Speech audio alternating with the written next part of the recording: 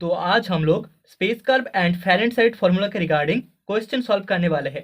एक क्वेश्चन हमने पिछले वीडियो में सॉल्व किया है, तो अभी सेकंड क्वेश्चन में हमें बोला गया है so that d r vector d s dot product d two r vector d s two plus d three r vector d s three is equals to tau divided by rho square, और d r vector d s d two r vector d s two and d three r vector d s three, इन तीनों का जो scalar triple product होगा that is equals to tau divided by rho square.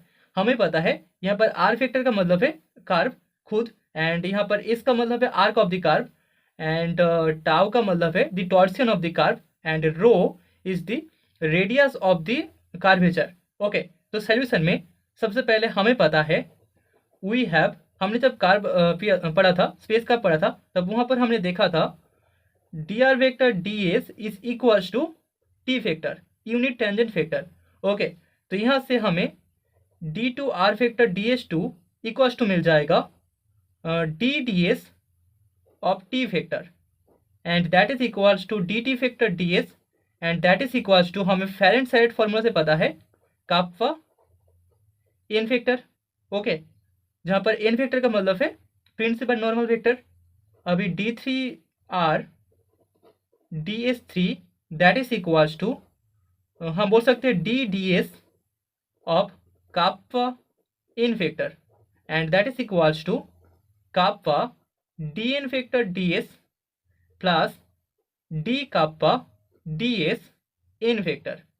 Okay, and that is equals to, हमें फैरेनहाइट के दूसरे formula से पता है dn factor ds equals to tau b vector minus kappa t vector होता है। तो यहाँ पर अगर हम लोग इसको पुट कर दे तो हमें kappa product tau b vector minus kappa t vector plus d kappa d s n vector मिलेगा।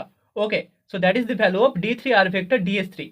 सो देयरफॉर यहाँ पर हमें d two r vector d s two cross d three r vector d s three equals to मिल जाएगा।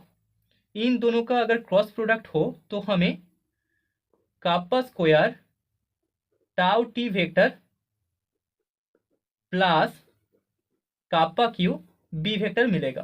ठीक है, and therefore d r vector d s equals to, sorry d r vector d s dot product d two r vector d s two cross d three r vector d s three that is equals to, हमें मिल जाएगा that is equals to d r d s, इसके साथ अगर हम इसका product कर दे तो वहाँ से हमें मिल जाएगा kappa square tau. Okay, and that is equals to, हम लिख सकते हैं tau divided by sigma square rho square, क्योंकि हमें पता है rho is equals to 1 by kappa. Kappa का मतलब है the curvature of the curve, and rho का मतलब है the radius of the curvature. तो यहाँ पर जो स्केलर ट्रिपल प्रोडक्ट होगा d r vector d s d two r vector d s two and d three r vector d s three, इन तीनों का दैट इज इक्वल्स टू, हमें tau divided by rho square मिल जाएगा। Okay, so hence the result,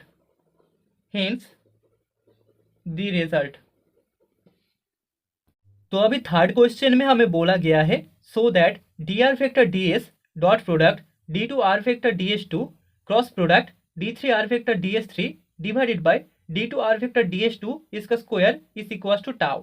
ठीक है, तो यहाँ पर आपको पहले इस पार्ट का सोल्यूशन करना पड़ेगा। ठीक है, जो कि इससे पहले वाले क्वेश्चन में हमने सॉल्व किया है, लेकिन आपको फिर से करना पड़ेगा।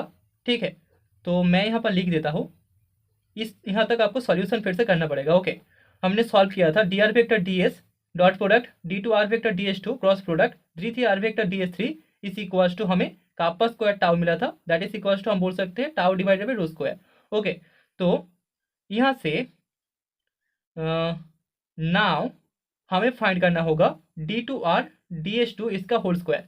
ठीक है, तो d two r d s two that is equals to, इसका whole square that is equals to, हमें मिलेगा d two r factor d s two dot product d two r factor d s two.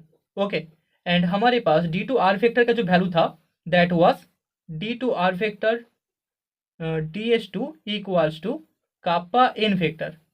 Okay, so that is equals to, यहाँ पर हमें kappa n vector dot product kappa n vector मिलेगा, and that is equals to हम बोल सकते हैं kappa square, क्योंकि n vector principal normal है, तो यहाँ पर एन वेक्टर का स्क्वायर इक्वल्स टू 0 हो जाएगा, तो यहाँ पर हमें काप्पा स्क्वायर मिल जाएगा। Okay, so therefore dr vector ds dot product d2r vector ds2 cross product d3r vector ds3 divided by d2r vector ds2 इसका होल स्क्वायर इक्वल्स टू हमें kappa square tau divided by kappa square मिलेगा, and that is equals to tau hold करेगा। Okay, so hence the result. तो अभी fourth question में हमें show करना होगा for a plane curve tau is equals to 0। तो प्लेन कार्व में torsion of the curve equals to 0 होगा। ओके, तो सोल्यूशन में let a curve lies on a plane and we take the origin on that plane. ठीक है, तो एक curve plane में लाई करता है एंड उस प्लेन से ही वो ओरिजिनेट होता है। Then both the vectors unit tangent and principal normal at any point of the curve must lie on that plane. ठीक है, तो tangent normal and tangent and principal normal दोनों ही उस प्लेन में ही रहेगा। Okay, in which that the given curve belongs. Okay, so this simply हम बोल सकते हैं the direction of b vector that is binormal vector is always perpendicular to the given plane, is perpendicular to the given plane। हमें पता है B vector T vector and N vector दोनों के perpendicular होता है, तो यहाँ पर इस प्लेन के लिए बी वेक्टर भी परपेंडिकुलर होगा गिवन प्लेन से, एंड दिस इंप्लाई हमें बी वेक्टर मिल जाएगा एक constant vector. B vector must be a constant vector, क्योंकि इस प्लेन में बी वेक्टर हमेशा परपेंडिकुलर होगा। ओके, एंड दिस इंप्लाई हम बोल सकते हैं d B vector d s is equals to 0। Okay, constant का डेरिवेटिव हमेशा 0 होता है, एंड दिस इंप्लाई हमें minus tau N vector equals to 0 मिलेगा। ठीक है, so this imply magnitude of minus tau N vector that will be also equals to 0, and this imply यहाँ से हमें टाउ का वैल्यू इक्वल्स टू 0 मिल जाएगा। Okay, तो प्लेन कार्व के लिए torsion of the curve equals to 0 होगा। That is the result.